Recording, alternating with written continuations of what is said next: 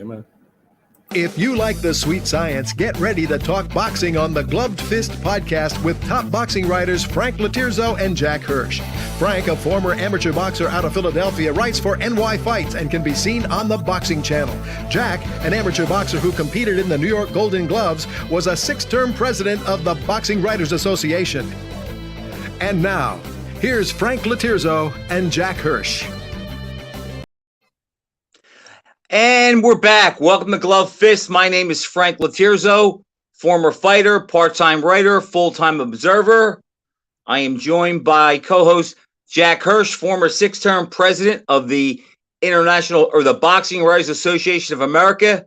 We have had a great weekend. Jack, I know you were at the fight. First of all, how are you? Good, Frank. Good evening. All right, I have a little bit of a monologue here, and I'm all over, but I'll get through it. Jack, in some ways, I'm in a bad place. I have the Eagles are killing everybody. The Phillies are on the verge of making the World Series. The team I hate the most in sports, the Ohio State Buckeyes, I'm convinced they're going to beat everybody and win the title.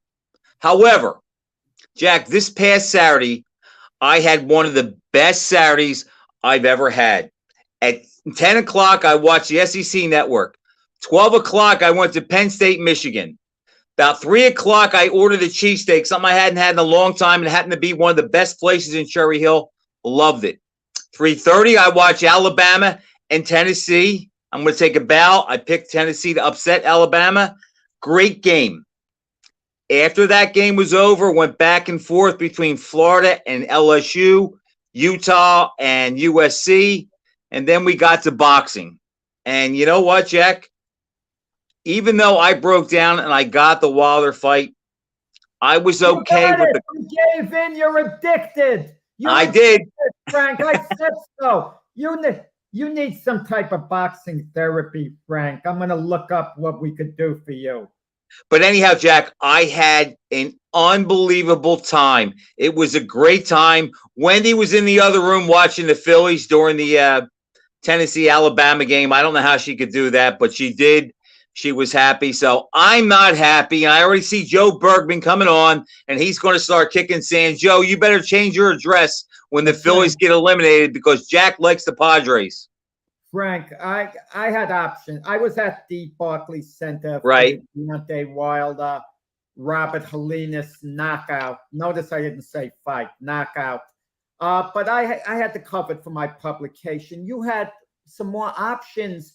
You had boxing opposite it. You had Haney and Kambosos. I saw that. You didn't have to get the pay-per-view of Wilder, Frank. Frank, I mean, your guy.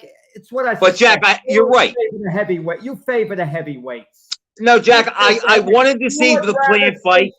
You would rather see Fury and Usyk than Crawford and Spence. No. But I did want to see the Plantarell fight because of the animosity between the guys. I wanted to see what Frank Sanchez looked like to see if there's a new guy. And I wanted to see what Wilder had left. Look, we didn't learn anything from that fight, but let's hold off on that. Let's talk about the women's boxing because there were 2 big fights this weekend. I didn't see them. I saw the highlights. You're more versed in them, so throw it out to me what you think. I was at the Barclays Center. I had to cover the undercard as well, not just the Wilder fight. I cheated a bit, watching the whole Claressa Shields, Savannah Marshall fight, but I couldn't catch the other big women's fight. So I can only talk about Shields and Marshall. What a terrific fight. What a terrific fight. And I'm going to tell you, Frank, there's going to be voting for Fight of the Year. And I know when they have awards for Fighter of the Year, you can't rate men and women in the same category for Fighter of the Year. Right. It's a difference. You have to draw a line in the sand. One award for men, one award for women. But I'm going to tell you this. For Fight of the Year, I'm a big believer. Combine the men and the women's fights. Combine them because a great fight is a great fight. Great fight. I agree. We had one earlier this year, Katie Taylor, Amanda Serrano. We haven't had a better fight than that. Claressa Shields, Savannah Marshall. the way they went at it for 10 rounds, Clarissa Shields got the decision that she deserved. It was a reasonably close fight. It was in England, Savannah Marshall's home turf. That reflected well on boxing, Frank. We tend to complain a lot about faulty judging, but it's a good thing that Clarissa Shields could go into Savannah Marshall's home country and win a reasonably close decision. 2 scores, a 96-94, the other 97-93. I had it 97-93. Most people had it 96-94. Shields. Yeah, I don't think there's any big controversy about who won. And I thought Shields would win. Look, I'm not crazy about her personality, but from what I have seen, she's an outstanding fighter. She dug down, Frank, this fight. Savannah Marshall was so much bigger and stronger. It reminded me of a scenario, let's say, Sandy Saddler and Willie Pep. She forced Shields to fight. Savannah Marshall pressured her, was bigger, stronger, powerful, and Shields dug down. I mean, Shields herself said she had a lot of dog in her. She did, and kudos, to both of them. They engaged. What I saw, Jack, the clips I saw, I liked it. I saw Shields answered. She didn't let many punches go unanswered, and I like that in a fighter where they don't let the opponent assert themselves. But I want to say this in fairness to the men who might not put on as good a fight. The women's boxing are 2-minute rounds. If the men fought 2-minute rounds, a lot of these so-called absolutely fights where they're pacing themselves, I got to believe they would put out more. Because if you take, and the women had a 10-round fight, 10 2-minute rounds, that's a total of 20 minutes maximum of fighting compared to a 12-round men's title match, which is 3 minutes around, which is 36 total minutes. So the men have to fight 16 extra minutes. It's almost double. Them. Right. We should recognize that when we compare the two. All right, Jack, you were at the Wilder card. So let's go in the sequence of importance. Real quick, I bought the card because I wanted to see Frank Sanchez. I wanted to see the Plantarell fight, and obviously Wilder.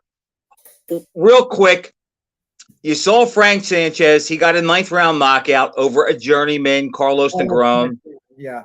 I was not impressed. I thought I would see more out of Sanchez, Jack. I thought he looked a little heavy. I don't think he set up his punches. It looked to me that he was trying to end it with one punch. He was winning the fight. But other than the emphatic stoppage, I don't think he really did himself any favors, but he did bail out a pedestrian effort by the stoppage. Frank Sanchez has some of the slowest feet in boxing. He can't cut off the ring because he's so slow on his feet. But I'll say this about Frank Sanchez. This is what I say his ceiling is. We look at fighters, Frank, and we try to imagine what's the ceiling, how good can they ultimately be? And my projection for Frank Sanchez, his ceiling, if he puts it all together, which he very well might, he'll be the next Luis Ortiz. Not bad, but not a truly elite heavyweight, but nevertheless a top heavyweight at his peak will be a threat, to win a title. I would agree with that, Jack. I think that's a fair assessment. He has some tools. I don't like his drive. I don't think he uses his tools enough. I don't think he's busy enough. And I don't want to see him start putting on weight because I think he looked really lethargic Saturday night. So I didn't pick up. I was at the fights and I wasn't aware of, okay? Because this is the second time in a row I've seen Sanchez fight from ringside. I saw him in Hollywood, Florida at the Hard Rock Casino, and he had Eddie Reynoso in his corner. He was part of the Canelo team, okay? But for this fight, I noticed Joe Goosen working his corner. Yes, he left the broadcast booth to work the corner. I didn't know that. So, but the point is, I guess him and Eddie Reynoso left. And so what I don't know what to read into that. They didn't say anything during the broadcast, Jack, other than Joe was going to have to leave to work the corner for Sanchez during the broadcast, and then he came back. Right. And that was pretty much all they touched on it. Give me your read. All right, so we agree. Sanchez may get a title shot down the road. He's not in the top 5. He's not quite elite. I agree with you. His ceiling is Andy Ruiz, Luis Ortiz type. Is that fair? That's fair. Alexander Povetkin, something around that territory. Okay. Yeah. All right, Jack. After that, we saw a super middleweight fight between two guys that really disliked each other. Caleb Plant and Anthony Durrell. There was a lot of animosity, bad blood before the fight. Anthony Durrell's 38. Plant is 30. I thought it was a smart fight for Plant and his team to take at this time. Durrell has a name. He hasn't shown a whole lot lately. And I thought Plant had a great effort, Jack. And I only gave Durrell 1 round going into the 9th. I'm going to tell you something. This is what I hate about pay-per-view. Caleb Plant, pretty good, solid fighter. Nothing special about him at all to me as far as being an elite fighter. So what's he doing in the main supporting match? They build him up. He loses to Canelo decisively, gets stopped. And what he was doing in the big fight against Canelo, you get a guy a belt and you put him in a big fight. And Canelo was cherry picking when he picked Plant to be his opponent at the time. He knew he was going to win the fight. And he picked up Plant had a belt. Yeah. So now Plant is in this type of fight against Anthony Durrell, old, long in the tooth. Plant's expected to win. It's like they're building Plant up like he's a young fighter. There's nothing special. Well, Jack, I don't think he embarrassed himself against Canelo. He actually boxed well for most of the fight before he got caught. But that's part of the equation. But we're talking about elite fighters being put on pay-per-view, and that's the main support. Caleb Plant against Anthony Durrell, who's been around forever. Who, if anything, Anthony Durrell should be fighting a semifinal on an ESPN card, not on a pay-per-view card. But in any event, Caleb Plant did deliver a sensational knockout at the end. Kudos to him. It came out of nowhere. I mean, it was a foul-filled fight. It was a dirty fight. Plant was headed to a decision victory, far ahead on the cards. And then he delivered a great 2-punch knockout, a left to the body and then a left hook to the chin. Jack, my problem with Durrell was he fought like an old man, which he is, which he really couldn't initiate anything. He had to wait for Plant to initiate it and then try to counter off of that. But he couldn't take the ball and run with it himself. And what I did like about Plant, like the knockout was sensational. The double hook, down, spring up to the head. That was sensational. That was almost like Frazier when he took Ali down with the body head. However, I like the way that he fought Durrell and the fact that he kept him guessing. He would go to him at times. He'd back away. I just think he totally had Durrell all out of sorts. So aside from the knockout, I like the strategic way that Plant attacked him. He didn't go after him. He laid back. Everybody thought it was going to be a war. He outboxed him. He outthought him. He kept his cool. And I really do like how he undressed him. I don't like how Durrell fought in the fight. And I was kind of glad to see him get stretched. Durrell was arguing with the referee during the fight, on a continuous basis. I think it was Harvey Dock, if my memory serves me right. It was. Joe Bergman asked if Plant fights Benavidez, who you guys got. It's not a hard fight to pick Benavidez. Benavidez is the more gifted, better guy. There's no doubt about that. He would win. It's not that close a fight. To me, it's not that close a fight. I mean, the best Plant could do is win a highly disputed decision, meaning Benavidez would really have won the fight, but the judges would have had a really bad night. But I don't see it getting to that point. No, I don't. I think he would be in over his head. I could see him extending it a couple rounds, but I don't think he could win. Lee, we're going to touch on that now. After the knockout, Jack, Caleb Plant did the shovel digging, like he was digging the grave for Darrell. Harvey Doc pushed him away. A lot of people didn't like that. Jack, in all honesty, the way that Darrell talked, the way he fought, I can't say I have a problem with it. I'm just going to say this. The emotion that Plant must have felt at that time, I can see why he carried on like that and that he couldn't resist mocking the guy. Is it something that I think he planned? Maybe he did with the shirt. Now you have a reason not to like me. But I don't have a big problem with it as some do, because I could see he was frustrated and just wanted to get it out.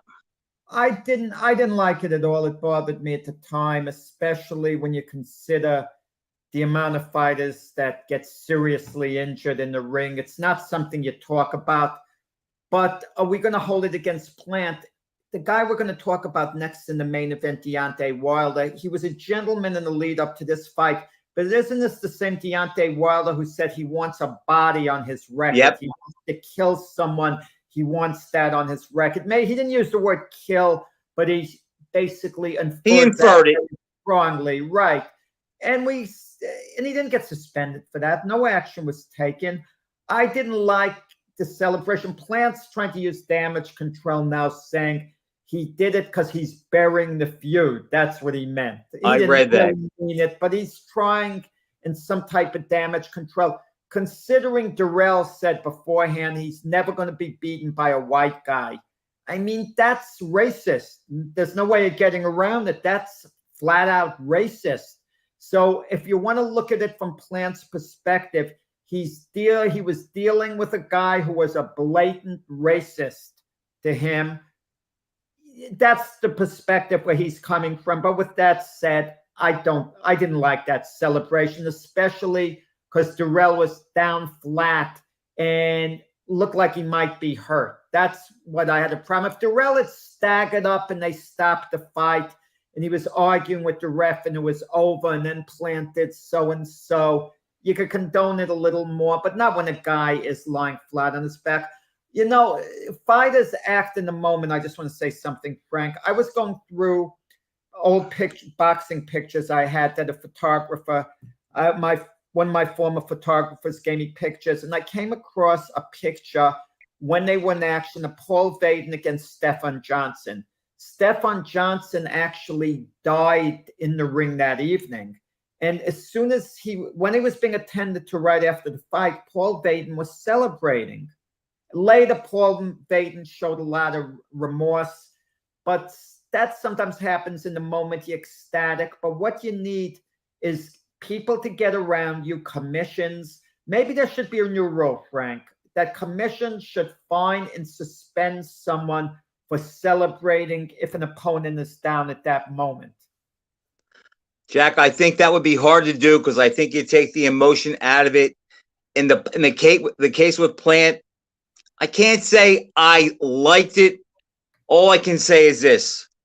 I definitely understand it, where it came from. And I'm not going to hold it against the guy because, look, boxing is a tough sport. A lot of things are said. There's a lot of emotion. And apparently, Darrell hit all the right buttons. And look, you open your mouth, sometimes you get it thrown in your face. He got it thrown in his face. He could have been hurt. He wasn't. But I can understand Plant's reaction. That's all. That's the best way I can frame it. All right, Jack. Now, before we get to the Wilder fight, because there's a lot there to chew on, we had a lightweight championship fight between former champ George Kambosos and the man who dethroned him, Devin Haney, by his decision the last time. I saw the fight. We both picked Haney to win. I didn't see any avenue for Kambosos to win. As I said to you last week, I said the only thing I can see him doing is bringing more of what didn't work, and that was aggressiveness, trying to make it ugly. He tried to do that, and he got beat up worse. Yeah, it kind of makes you wonder, how did Kambosos beat Teofimo Lopez? Amazing. That's when you think of it. What does that say about Teofimo? How can Teofimo look Haney in the eye the way he did before and start arguing, I'll kick your butt, this and that? I mean, the goal, I know the comparison game can be dangerous, Frank. Just because one opponent fought one way against one man, it doesn't mean, it's not the yardstick of measurement, but we make it as such. And Devin Haney's a special talent to me, a special talent. The only one I see out there actually beating Devin Haney, and I know you're going to disagree, you're going to tell me about your guy, Tank Davis, but the only one in and around this weight who I think might be able to beat him would be Shakur Stevenson. I would take Shakur. I think Shakur and Tank would both beat Devin Haney. And I thought Devin Haney looked good and he's skilled, but I just think that Shakur has the foundation and the fundamentals to beat him, and he has enough strength. I think Tank has the hand speed and the power to keep him from fighting his fight. I'd love to see it. Speaking of Tank, I don't know whether you saw about a week ago, so Ryan Garcia put out on Twitter, whatever, that Tank Davis has agreed to fight him. It's all set, blah, blah, blah. But meanwhile, I don't hear anything with the promotion, TV networks, and the whole bit. But, and Tank is handled by Mayweather Promotions, PBC, Ryan Garcia by Golden Boy. But they have to fight someone eventually, both of them. And it's going to be funny to see which might get made first. Tank Davis and Ryan Garcia. And I don't think they're close to making it, despite what I don't think so either. Or Spence and Crawford. It's kind of a good thing to bet. Certain fights that we think are going to be made should be made. But listen, one fight that is going to be made now, Haney and Lomachenko, unless Lomachenko doesn't want the matchup, because it might be a bad matchup for Lomachenko to be in with Devin Haney. I think at this point in Lomachenko's career, being out of action, being on the battlefield in Ukraine, or at least serving in the military there, I can't imagine him being the Lomachenko of old, being a peak Lomachenko, all cylinders going. And to meet this version of Devin Haney, I think it would be like a passing of the guard fight. What do you think? I agree with you, Jack. I can't believe I left my TV on. I agree. I think that Lomachenko would have fared better had he been paired up with Kambosa. I don't like him. I don't like him going against I don't know what's going on here, Jack. Lomachenko was originally supposed to fight Kambosis in Australia, but right. Because of the situation in Ukraine, he couldn't train. He elected to put his career on hold, and Devin Haney got the opportunity and cashed in. I want to say something about Devin Haney, and I'm going to say that I was very much wrong. Not on his talent, because I thought he was a generational type talent, and I picked him to beat Kambosis in both fights. But when he was originally told, in order to fight Kambosis, he has to fight him in Australia, the first fight, and agree to a rematch in Australia, I wouldn't have gone for that. To have to go to Australia twice in a row, and I told myself, they could rob him over there. To have to go there twice. But Haney's attitude was, look, if I can beat him once, I can beat him twice. I'm flat out better than he is, and I'll prove it. It's easy now to see Haney's point of view because he's dominated Kambosis twice. But keep in mind, this was the same George Kambosis who was coming off that stirring victory over Teofimo Lopez. So we didn't think it was necessarily a lock for Haney to win these fights. But he went in and got the job done twice, extremely decisively. And Lomachenko is promoted by Top Rank. Haney's with Top Rank now. Easy fight to make. It'll be great for Haney's career. I agree, Jack. Again, I think Haney matches up with Lomachenko. I'm sorry. He matches up with Lomachenko. I'm not sure Lomachenko runs that fight, but he has been such a willing guy. I just think that there's a good chance that he will take it because he wants those titles. You know what they could do, too? I've mentioned Teofimo Lopez before. He's fighting Jose Pedraza in New York on December 10th. I would think that Teofimo is going to win that fight. He might not, but if Teofimo wins that fight, for all I know, Top Rank might put Lomachenko in with Teofimo in a rematch if Teofimo wants to bypass Haney by some chance. Jack, I could definitely see that, and my computer's acting up a little bit. So if you're a little behind, if I'm a little not making sense, that's what it is. I'm trying to get caught up. Could you just go over what you said again about Lomachenko? Well, I'm saying this. If Lomachenko doesn't want to fight Devin Haney, for whatever reason, his management might look. If I'm managing Lomachenko, I don't want to fight Devin Haney. That's me. Right. I'm thinking Haney is at the peak of his powers. He's a great, great talent. It's like putting a guy in with Pernell Whitaker in his prime, even though the style's a little different. I don't want that fight for Lomachenko because Lomachenko wins on volume punching. He punches. He waits his way inside. That is the way to beat Devin Haney, granted. Okay, you have to take the fight to Devin Haney. You have to try to rough him up, but you have to be busy constantly, okay? And Lomachenko's capable of doing that, but Haney's talent level now, it just doesn't have a good feel for me if I'm Lomachenko to have that particular fight. So why not a rematch with Teofimo possibly? I don't know. Is that a good matchup for him? Would Teofimo do that, Jack? I'm not sure Teofimo would agree to that. No leverage. Teofimo has no leverage now. That's why he's fighting Jose Pedraza on an ESPN show. And if he might not beat Pedraza, who's a solid fighter, unless Teofimo. But if Teofimo's in form, he will. And maybe they do the rematch. But then again, Lomachenko and Teofimo, that's not a pay-per-view event now. They could put it on ESPN Plus. But with that said, look, Lomachenko's going to fight Haney because Top Rank, the promoters, know they can sell that fight because Lomachenko's name is still magic. Haney's, and it's a high-profile fight. And especially you put it in Vegas or something. You know, the media, they'll go for it. They'll build it up.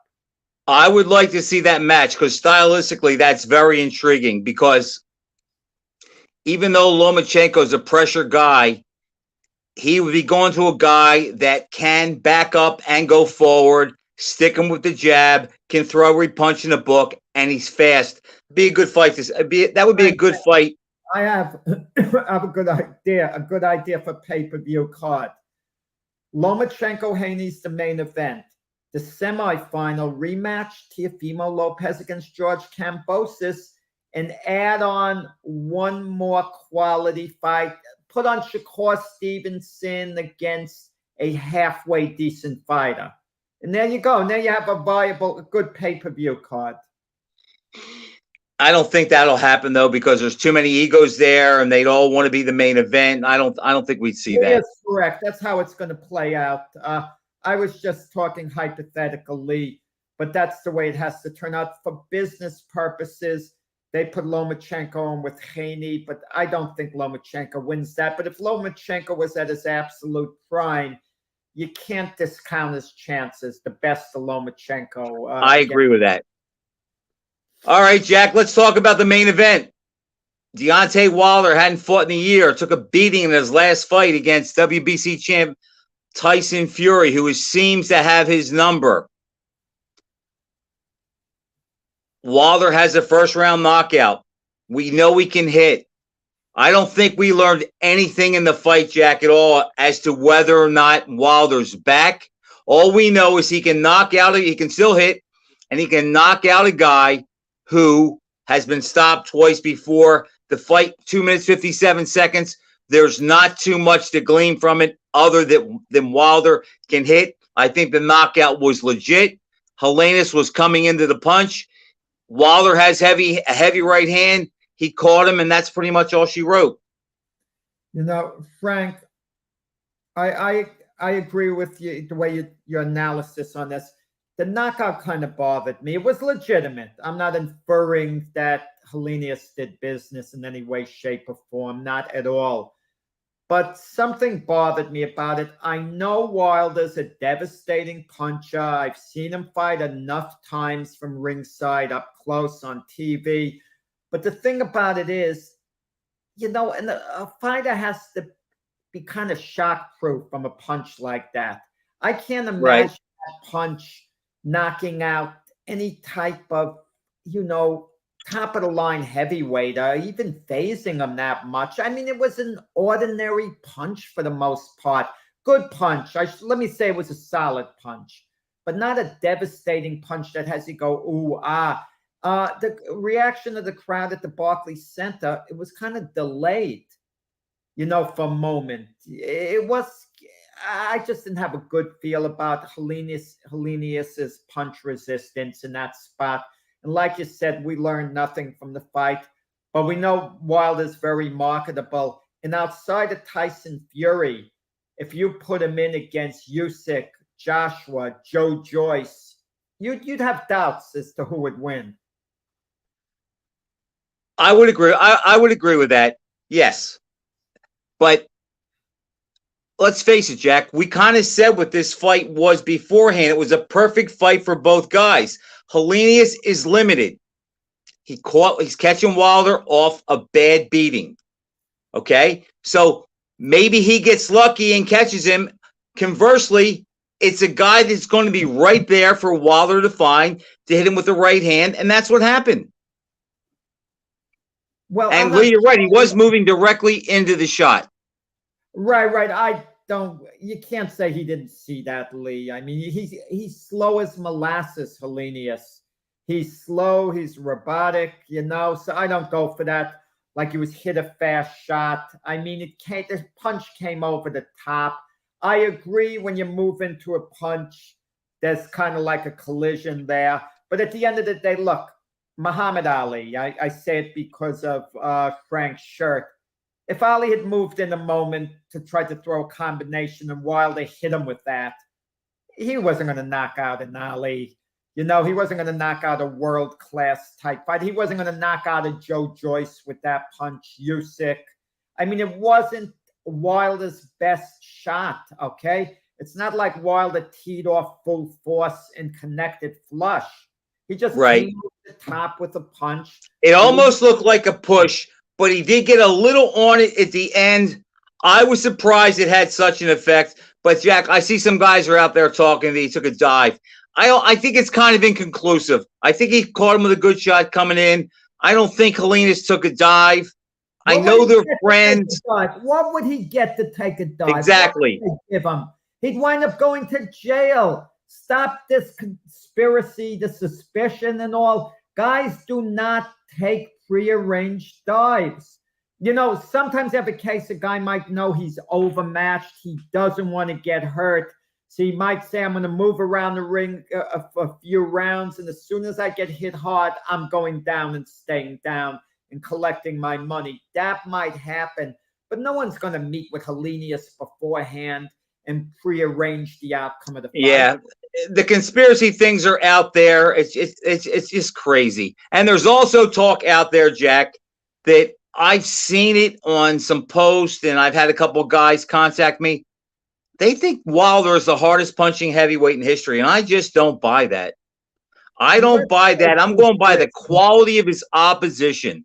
The best guy he stopped, who was never stopped before they fought, was 40-year-old Luis Ortiz.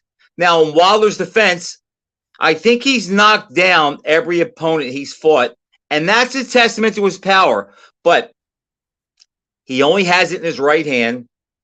He doesn't have sure power. He has to load up on it. I mean, is he in the conversation of the best heavyweight punchers of all time? Based on his record, I would say that he is. But I'm a long way from saying he's one of the best punchers ever. I think there were guys of his era. I think Vladimir Klitschko, one shot, was as heavy a puncher as Wilder. He just didn't throw it as much or get off, and he had a better hook. Not Vladimir Klitschko. I don't think so. No, I wouldn't. Jack, look at the guy. He knocked out the same level guys with one punch, and he did it with his hook and his right hand. So, but he doesn't get off as good, and there's a difference there. But I'm talking about if you line something up and you let somebody tee off it one shot, I think Klitschko's right there. And David too is a better two-handed puncher than Wilder. Well, we're talking about the more powerful punch, the hardest puncher.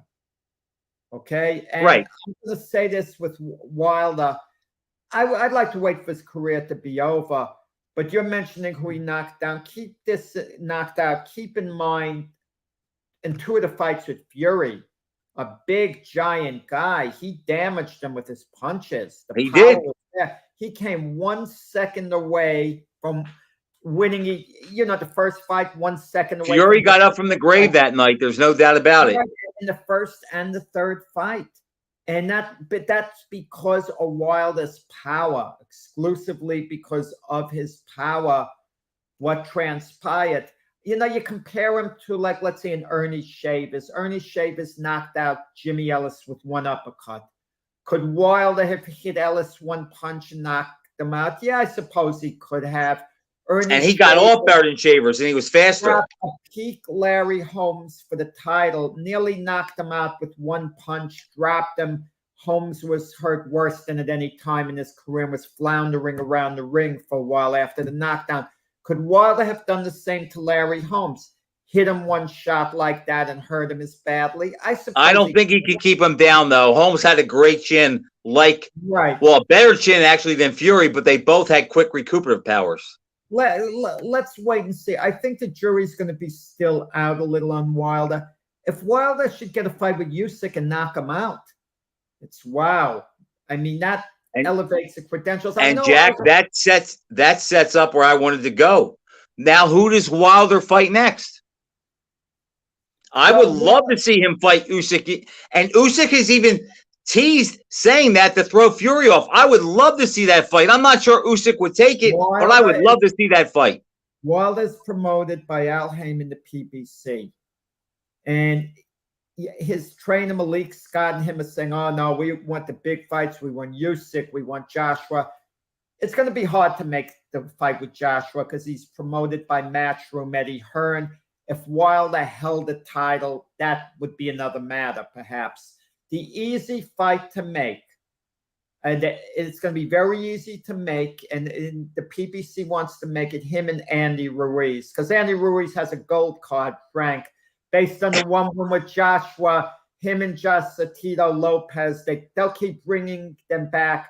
Andy Ruiz, they'll keep bringing him back for years to come, opportunity after opportunity. He's going to fight Wilder. Wilder will knock out Andy Ruiz.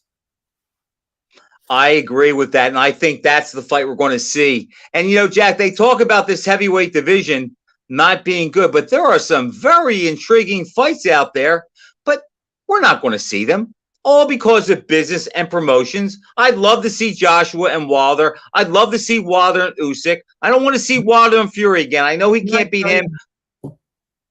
Frank, you got me going. The big test in Wilder's power would be this. If all the opponents, this would be the biggest test. Joe Joyce. I'll tell you why. Joe Joyce has a miserable defense, but his pressure's relentless. He's a heck of a fighter, but not hard to hit coming in. Wilder will be able to hit him coming in. And if Wilder's the hardest punch in boxing history, Joe Joyce is supposed to have a good chin. Wilder will be able to dispose of Joe Joyce at some point if he's the hardest punch in history. If he's not, if his punching power is maybe a teeny bit overrated, Frank, just a teeny bit, and maybe if we're a little too carried away with it, then Joe Joyce could stop Wilder. Oh, I think if Wilder gets off early and Joyce is still there after a couple rounds, I think he beats Wilder up and stops him. There's no doubt about that. That actually could be a bad fight for Wilder if he can't get Joe Joyce out of there. And I'm not sure he can, based on what I've seen, because not only does Joyce have a good chin, he's very physically strong and big boned. I would say a lot for Wilder if he could ice that guy. Yeah, well, we'll see what transpires with that. But with Wilder, I'll give him credit. I thought the fight was going to go some rounds. I mean, he ended it quickly, decisively, one punch. I was disappointed in Helenius's punch resistance. And I'll basically leave it at that. Great win for Wilder as far as business goes. And listen, he'll be in for a big fight, and he deserves it. Look, Wilder deserves a big fight. I hope he gets it. Jack. I'm glad. I think he's good for the division, and I'll end it with this. I don't think we learned anything. We knew on Friday night he could punch, and we knew on Friday night that Helenius could be hit and knocked out, and that's what we got. He just did it a little quicker than we both thought that he would do it. I didn't think it would go the distance, but I thought Wilder would get him. But I thought that Helenius could get him to go rounds, and he couldn't. So, any other final thoughts on the weekend? No, I can't say. I'll say this: boxing matches start too late at ringside. It was 12:23 a.m. for the start of the Wilder fight. No other sport starts, a mega event that late, Frank. Remember in the old days they used to have the walkout bout? I'd like to see 2 walkout bouts. Put the main event on earlier. In the pay-per-view portion, instead of beginning 9 o'clock, started at 8 o'clock. Put on the main event at 10 o'clock, okay, or thereabouts, and have a couple of fights after that. Make them decent fights so that we want to see. Fights, right. Have the planned fight after the main event. People are then going to stay around and then have and Frank Sanchez after that or something. I would be for that, Jack. I'm tired of being up real late, but I don't see that changing, and I just think we're stuck with it. And as time goes on, we're going to see more pay-per-view bouts. But it really is frustrating with all these guys that there are, all these good mixes, and we just know we're not going to see them fight. Joe Joyce against Joshua would be a good one too. It's just like, it's so frustrating because, as you said, we're going to get Ruiz, and he's going to knock Ruiz out. The only time rival promotional groups have their guys fight one another when they don't have any other options, They have to do it, so then they do business together because the other alternatives don't come close to matching up. Joe Joyce is with Frank Warren. Anthony Joshua's with Eddie Hearn. Warren and Eddie Hearn traditionally have been enemies. So there's the answer. All right, Jack. Well, it was a good week of boxing, good weekend. I don't think we have a whole lot big to look forward to the end of the year. Is anything come to mind? No, I mean, we have Francisco Estrada and Chocolatito Gonzalez on December 3rd. Oh, then we have a terrific showdown November 5th. I'm looking forward to Zurdo Ramirez against Dimitri Bivol. Okay, that's a good one. Frank, it's early on, but I'm telling you right now, I'm picking Ramirez to upset Bivol. I don't think that's a reach, Jack. Right, because think of this. How many people were super high on Bivol before he beat Canelo? I mean, we thought he was a heck of a good fighter, Bivol. Yep. Don't get me wrong. But just because he beat Canelo, I don't want to hear Bivol is this great fighter. And I could see Bivol having a letdown, too. I really could. When you say letdown, I'm sure he's training hard. Jack, I just mean that little bit of extra that it might take to beat Ramirez that we know he brought for Canelo. Bivol had his signature win. He is now known as the guy who really beat up Canelo and got the decision, before Mayweather, obviously. But I just could see where like the stars are on Ramirez's side. So I wouldn't have a hard time picking against Bivol in that fight. Well, it's weird about Canelo. He said he didn't want to fight Zurdo Ramirez if he beats Bivol because he doesn't want to fight another Mexican. But he's fought Mexicans before. And he says he doesn't want to fight Benavidez for that reason. I mean, come on.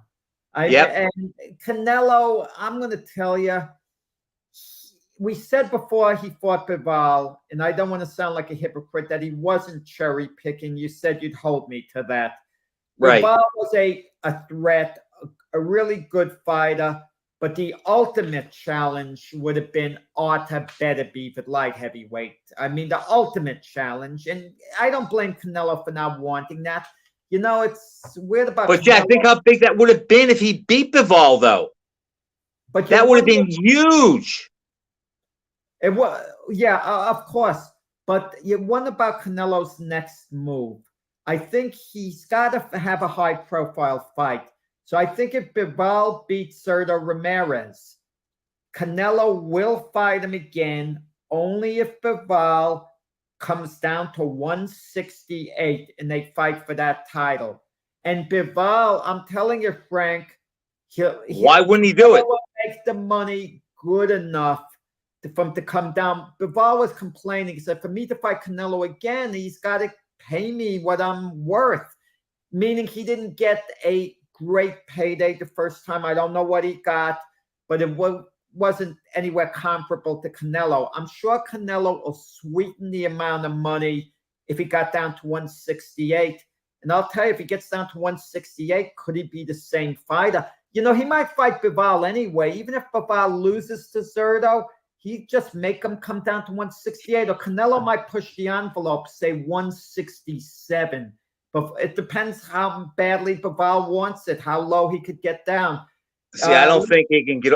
I don't think he could pull off 67. I think 68 he could. But Jack, let's face it, Canelo, to shut everybody up, has to fight Benavidez. I got to fight for you. Wait. Lee puts this down. I got to fight for you guys.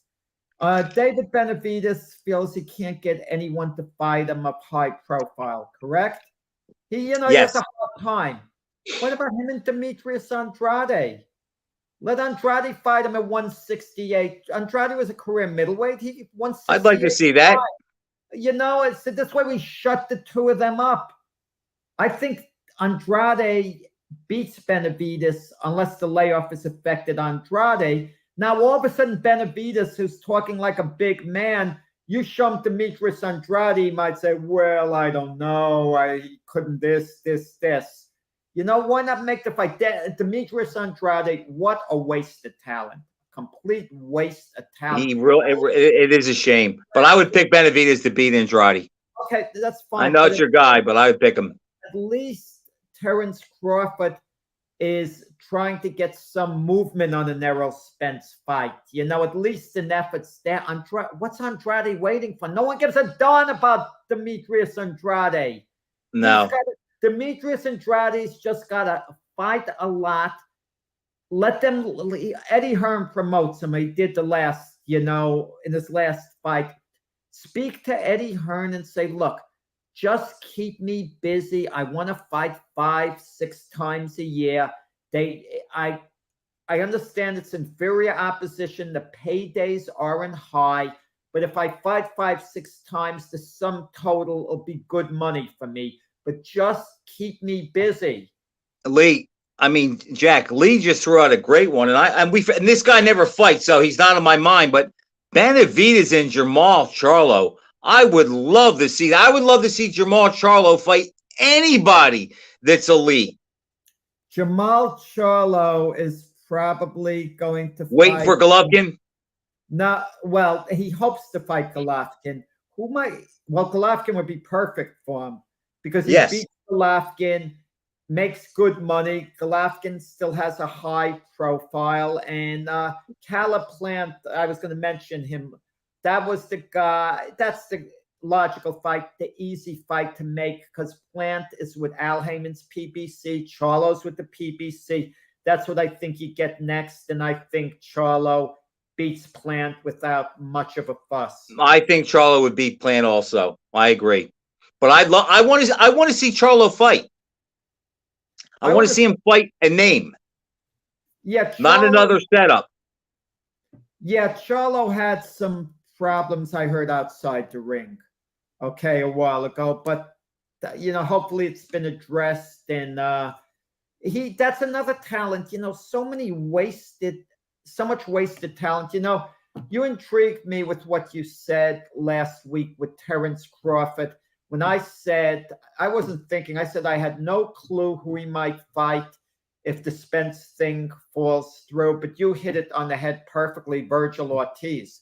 I believe Golden Boy would absolutely make the fight. I tried to make the fight. I'd be sky high for that fight, Jack. Because if Virgil Ortiz beats Terence Crawford, wow, being Hispanic, unbeaten, a heck of a fighter, he becomes a major star. Now he calls the shots. That would be huge. And Oscar De La Hoya's Golden Boy Promotions, who they have Ryan Garcia, but all of a sudden their status as a promotional group goes up. And listen, it's a fight I'd like to see. And what would happen in that case? Errol Spence, who's basically been ducking Terence Crawford, he veers to Keith Thurman. Look, you could laugh at the fight, but it's an acceptable fight on its own merits. If you want to forget Spence's conduct during these Crawford, negotiations. Jack, I'm not sure I agree it's acceptable. I think if Earl Spence doesn't fight either Crawford or Boots next, I really think he's going to have a hard time getting acceptance by the public. He's not fighting Boots Ennis. He will give up a belt to Boots Ennis. Because that's not a good look either, Jack. That's the same thing. That's ducking him. It might be a smart move. I'm going to tell you why it might be a smart move. He won't get his butt kicked. No. Let's say he gives up a belt. Boots wins it. Boots gets to be really big in the public eye. No one knows who Boots is in the mainstream public, but let's say they get to know who he is. Now Spence can take him on, Boots, for tremendous money. Not the type of money he would get now. So it actually would be a smart move. Let Boots get one of my belts. I still got two more. The heck with it. So I don't. Jack, you could look at it that way, and I see where you're going, but there's a downside to that. You know what the downside is? The longer that fight goes away, the better Boots gets and the older Spence gets, and the more the odds increase that he'll take a thumping in the fight. If I was Spence and I'm not fighting Crawford, I'd get Boots now before he peaks and do the same thing with Boots that Mayweather did to Canelo. No, it wouldn't make sense. He may as well fight Crawford. Even if he loses the first fight, you make it a 2-fight deal. You get a lot of money, and it's sickening what goes on. I don't want to keep venting in the past. You had two great welterweights, Emil Griffith and Luis Rodriguez. They fight 4 times. 4 times. I mean, and they're on a level, a similar level as far as being great fighters, if not ahead of Crawford and Spence. I mean, Emil Griffith, Terence Crawford would be a tremendous fight. You could argue that Crawford would win a close decision. He has the tools. I've seen enough of him where I don't think that would be an upset. But he needs that win, though. He could never be compared to Emil Griffith. He needs that win. He needs a Spence on his resume. And, to me, it looks like he's tried to get it, Jack. It hasn't worked out. Now, as we know, Spence has talked. Maybe they'll fight next year before the spring. You asked me a while ago why I hated Spence so much or what I had against him. Now you see why. I knew his character completely. He's a front runner, but he is very skillful. He's a heck of a fighter. It is hard not to blame him, Jack. I will say this. I argue with you because you thought he feared. I thought that you thought he feared Spence, but I'm starting to think. Crawford. I'm starting to think that there may be a little bit to that, because if he really wanted to fight, he could have the fight made. He could do it. But the deal could easily be this, a 2-fight deal. He would tell Crawford this, 60-40 in my favor in the first fight. But if I beat you, 70-30 in my favor in the second fight. If you really think you can beat the guy, you're cleaning up, financially. Look what Devin Haney did. He bet on himself. We both thought that was a smart move, and he set himself up because he believed he could win the fight. And he said, okay, if I have to do it twice, I will. And he did. Hats off to him. That's why I have so much respect for Lennox Lewis back in the day when he tried to make a fight with Riddick Bowe. And Riddick Bowe ducked Lennox Lewis. It was 100% Rock Newman the Right. manager. Bo, they ducked Lennox Lewis 100%. Lennox Lewis was willing to take such low money that his manager, Frank Maloney, was upset, saying he thinks Lennox is going to take the fight for like next to nothing. He's scared. Jack, let me ask you this. Do you remember when that fight was really big? It was right after Lennox Lewis knocked out Ruddock on Halloween night. And then 2 weeks later, Bo beat Holyfield for the undisputed title. If you take yourself back to that time, that we're talking the end of 92, November of 92, say they would have signed a fight in April of 93. Who did you like at that time? At that time, you're not asking me who I like now. Not looking back now, because we know how their careers went, and you'd have to say Lewis. But before that, in 93, who did you like at that time? I liked Bo. I originally liked Bo, okay? But I liked Bo right after at that time. But then you're talking about as we went on, like a year after that, when Right. Bo did lose the rematch to Holyfield. After Bo lost the rematch to Holyfield, he did get back in form and look good for a while. I liked Lewis at that point, but originally I liked Bo. But you want to know something? On reflection, I think the best of Lewis beats the best of Bo. On reflection, I agree. Based on what we saw, the best of Lewis beats the best of Bo. But Jack, in 93, and Lee can say that, Lewis wasn't with Emmanuel Stewart, and that's a big part of it. But I think in 93, Bo had progressed much more refined, and I was more impressed with him beating Holyfield than I was Lewis beating Ruddock, who I thought Mike Tyson, the 2 fights with Tyson, took a lot out of Ruddock, and I don't think he was the same guy. I liked Bo at that time, and I've often wondered if Bo regrets listening to Rock Newman. Because, Jack, if you remember, they're fighting the Olympics. Everybody goes, oh, Lewis won. You know what? That fight was stopped awful early, and that was the second time Lewis was in the Olympics. That gave him a big edge where it was Bo's first time. So I don't really think Lewis owned him psychologically going in if they would have fought in 93. No, Frank, I don't think much emphasis, if any emphasis, is put on that Olympic finals, because if it was, Lewis would have used it to his advantage by saying, I don't have to fight Bo. I beat him in the Olympics. He could say, I knocked him out, this and that. Lewis wanted to disregard the result. Lewis was a competitor. He wanted to show he was the best. I have to believe Lewis's attitude of wanting to fight Bo that much, he would have prevailed. But there's Lee was right before. Once Lewis linked up with Emmanuel Stewart, he was actually better. Emmanuel Stewart did the same thing for him. He did Klitschko. He taught him how to protect his chin, taught him how to fight big, behind the jab, set up the right hand. Yes, Manny was great for both of those guys. But in 93, he wasn't there yet, because he didn't get there until after Lewis was knocked out by McCall, who he was training for the fight.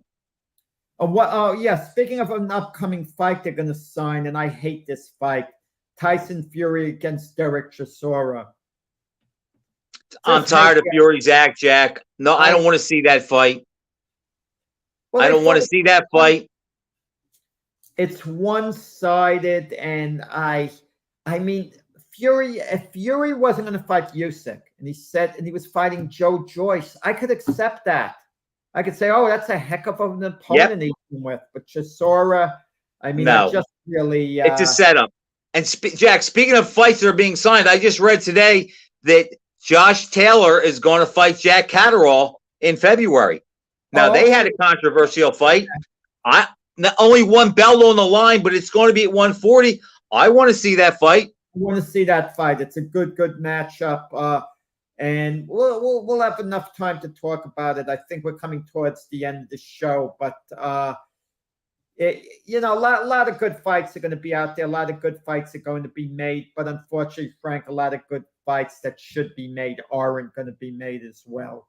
But with that, Nope. Frank, it's been a pleasure, and look forward to next week. And well, we're going to resume our imaginary fights next week. They're more Yes, fun. yeah, we didn't get to it, but we'll just keep making the list bigger, and it'll be a good time. All right, Jack, great seeing you. Thanks everybody for listening. We'll see you next week.